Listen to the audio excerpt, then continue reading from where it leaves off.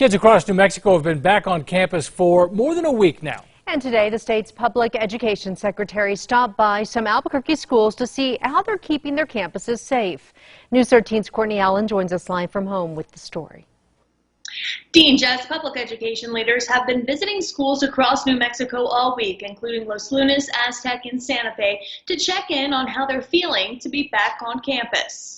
Today, PED Secretary Brian Stewart got an idea of how back to school is going in the metro. So that feels like you're getting back to normal a little bit. Stewart spoke with teachers and staff. How have you found these first few days with all the students back? Plus students at Atrisco Heritage High School about how in-person school is going. It definitely gives a different perspective because we are a really big school and the hallways used to be really crowded.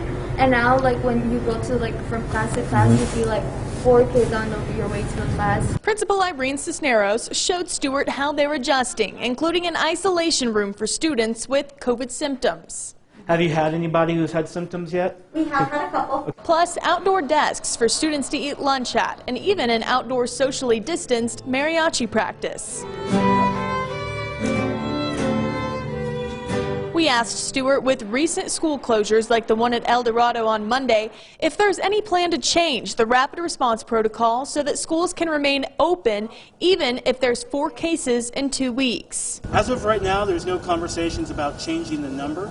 I think what we're seeing is schools aren't showing to be big vectors of spreading the virus, and the measures that we have in place are working. Cisneros says students are getting used to the changes. It feels like we're changing the culture. You know, student expectations are changing, they're shifting, kids are listening more. And while PED constantly monitors the data to plan for the fall semester, Stewart says it's too soon to know exactly what that may look like. And the process so far, are you finding it working pretty smoothly? Yes. Stewart also addressed the recent closure of Mesa Alta Junior High School in Bloomfield after there were too many unvaccinated teachers exposed to the virus that needed to quarantine. He says they're encouraging all educators to get the vaccine, but can't force anyone to do so. Back to you. All right, thank you, Courtney. Stewart says the PED is working with the Department of Health to get as many students 16 and older vaccinated.